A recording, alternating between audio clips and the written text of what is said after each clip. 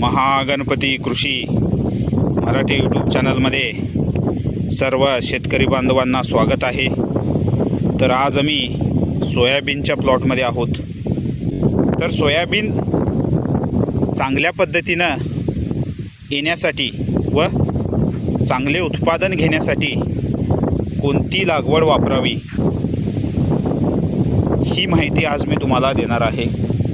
तर सोयाबीन चांगल्या पद्धतीने येण्यासाठी 9-24-24 ही लागवड वापरावी आणि त्याच्यासोबत मायक्रो न्यूट्रिएंट वापरावेत।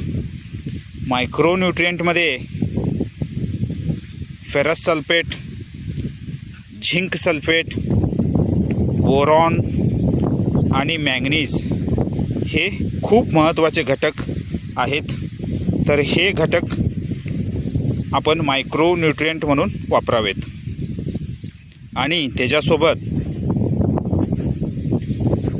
मॅग्नेशियम सल्फेट वापरावं। त्यानंतर कोणतीही लागवड आपण देण्यापूर्वी त्याच्यासोबत लागवडीसोबत ऑर्गॅनिक लागवड पण यूज करावी।